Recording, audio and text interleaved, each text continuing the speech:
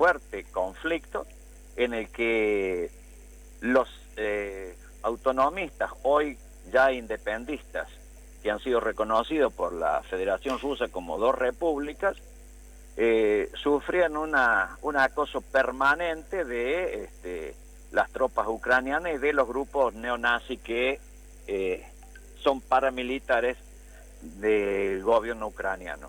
Todo esto es para quitarle un poco de dramatismo, porque sí, la mayoría de la prensa está hablando de invasión, está hablando de que tropas rusas están por desembarcar en el puerto de Odessa, que está lejísimo del lugar del que estamos hablando, de las repúblicas de Donbass.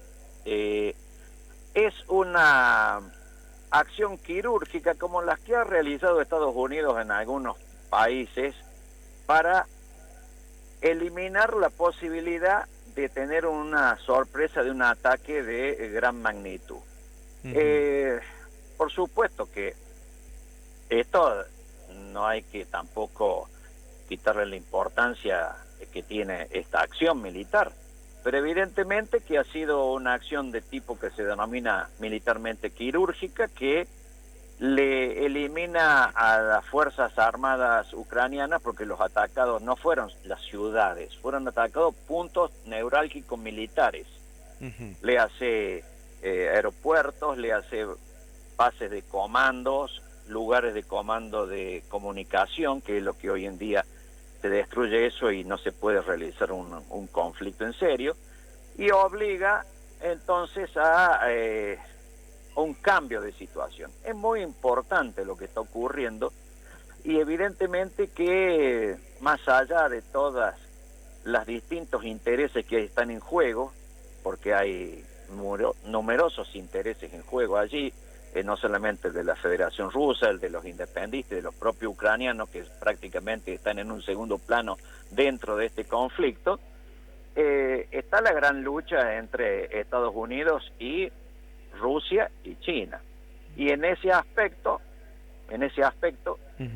lamentablemente los europeos no han tomado la decisión que deberían haber tomado hace mucho tiempo, es en colaborar en realizar realmente una pacificación en la región. Había dos posibilidades en la zona. Una era transformar a Ucrania, como lo fue Finlandia en su momento, un territorio neutral garantizado por todas las potencias, lo cual hubiera sido una actitud muy positiva, porque además hubiera recibido apoyo económico de todos para mantener ese estatus. O la otra, una división, que es lo que en definitiva ha ocurrido. Infelizmente, esa opción era la menos querida, y que además tenía también una hoja de ruta. La hoja de ruta eran los acuerdos que habían firmado en el 2014-2015 Rusia y Ucrania, a través de ¿qué? De otros dos grandes jugadores europeos que hoy están desdibujados, que es Francia y Alemania, mediante la cual Ucrania se decía que iba a permitir un plebiscito, entonces las zonas que querían autonomía iban a tener una fuerte autonomía, pero dentro del gobierno y del Estado ucraniano. Infelizmente Ucrania no hizo nada de eso, siguió adelante y siguieron los conflictos. Recuerden de que hasta ayer, antes de estos ataques quirúrgicos, ha habido 14.000 bajas en estos años de conflicto, bajas la mayoría civiles por ataques fundamentalmente de esos grupos paramilitares neonazis que tiene Ucrania. Y bueno, este es el panorama. Ahora, hay algo que a mí sí me preocupa, es que todas las guerras, se sabe que las guerras se planifican. Sí.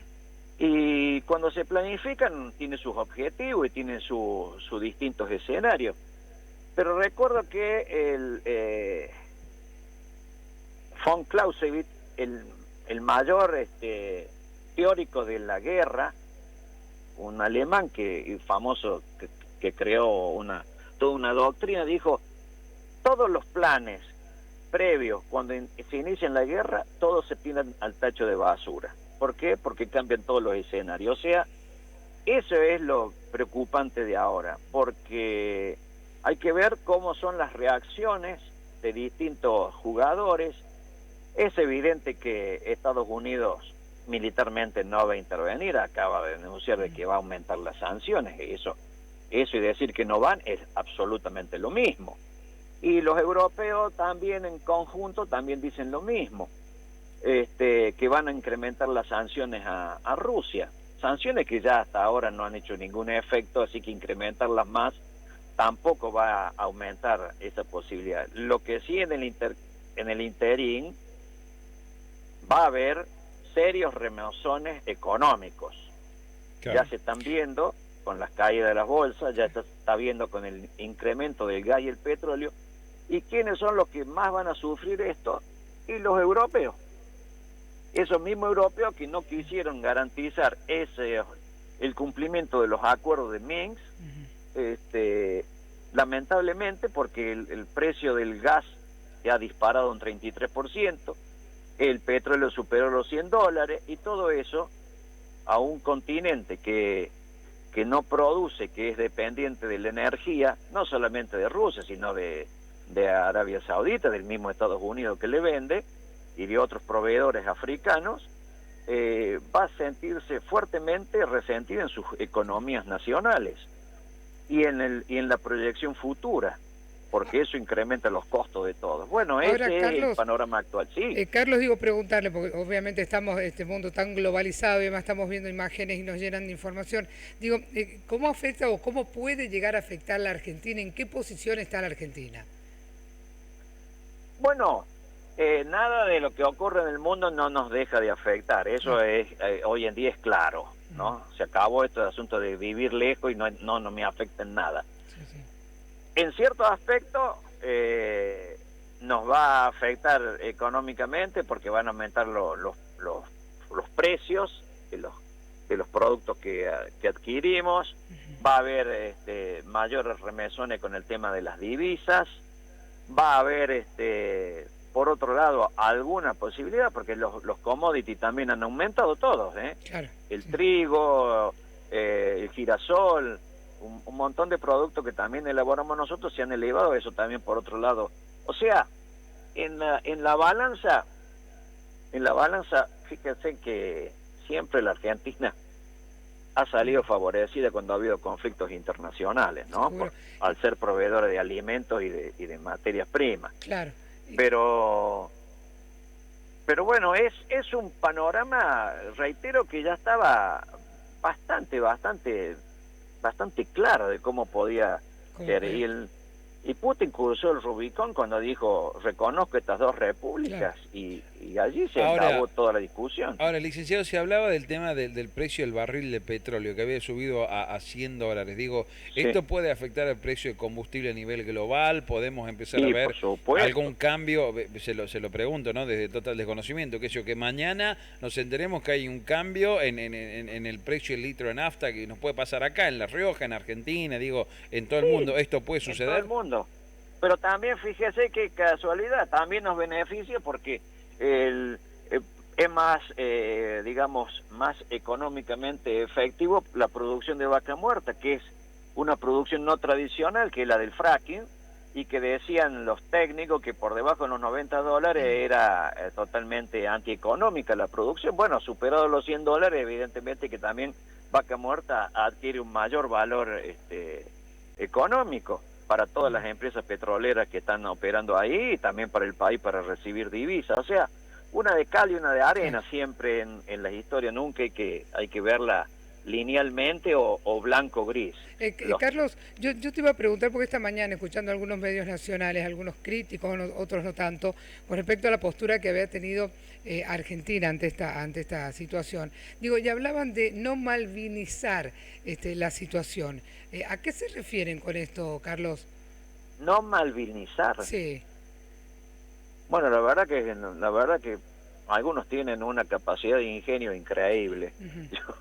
Yo creo que la Argentina ha tomado la postura que debería tomar en su tradición diplomática, es ser neutral en estos conflictos que son lejanos a nuestros intereses, que no esté en juego ningún interés nacional en el mismo, y que además lo que tiene que propender es a el diálogo permanente, a las reuniones entre las partes y actuar en todos los foros donde podamos actuar de esa misma manera.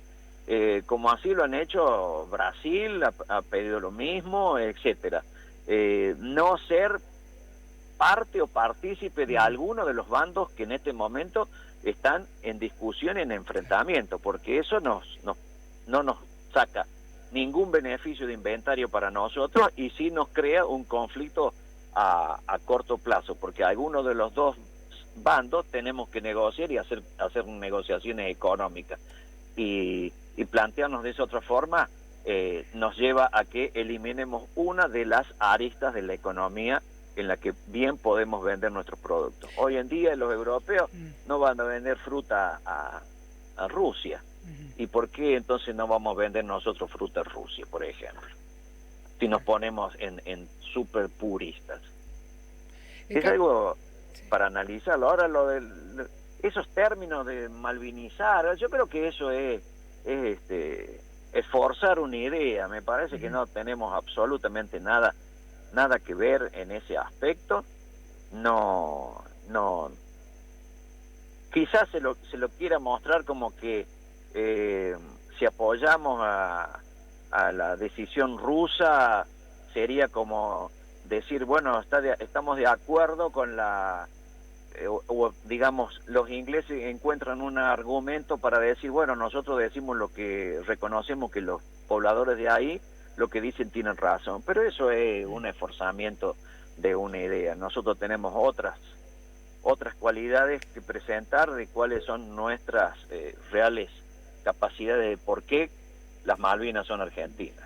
Ahora, Carlos, cuando veíamos también esta mañana y en los medios nacionales que estamos viendo que la gente de Ucrania, los ucranianos, se están yendo a otros lados, a otros países. ¿Dónde se están yendo los ucranianos? ¿Qué están eligiendo irse?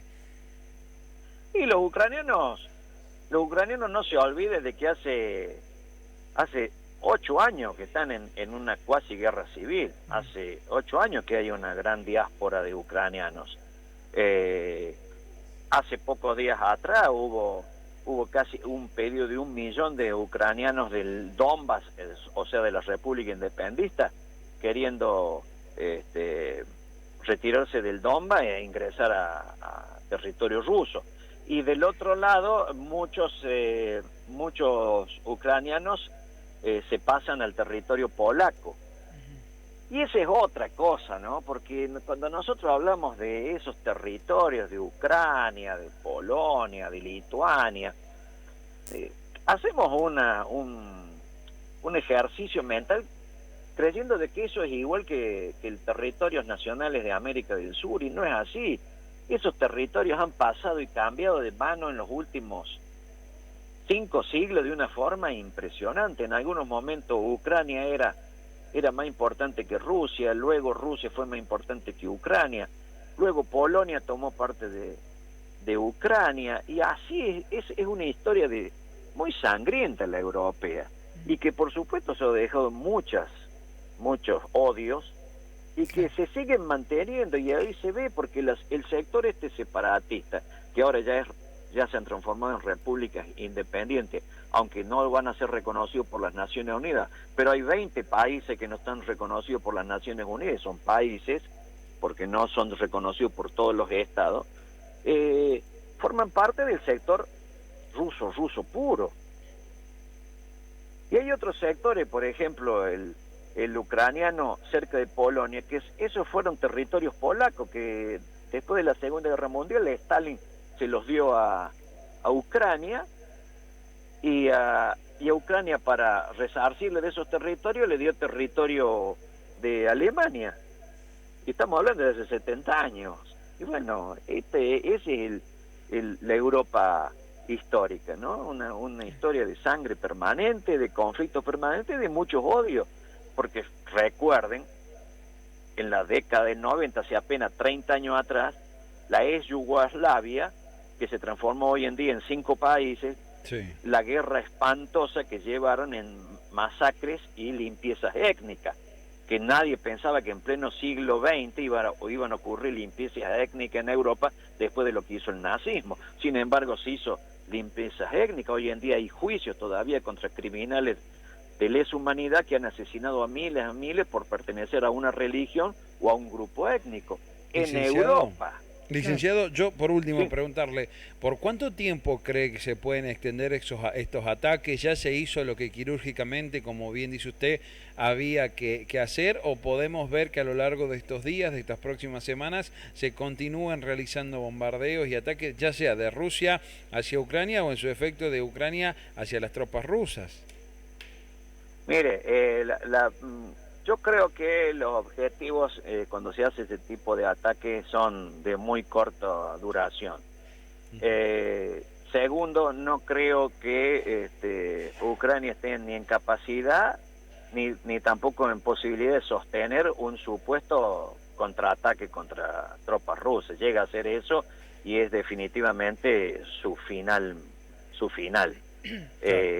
O sea, esto creo que en el fondo hay que verle que el objetivo mayúsculo es, con este golpe, la desestabilización política de ese territorio que quedó en manos de los ucranianos, donde el presidente Zelensky no administra todos los poderes y donde realmente hay unos grupos de poder que están muchas veces cuestionándole su capacidad de mando. O sea, van a entrar en una profundísima crisis política que creo que es el objetivo final de este ataque quirúrgico.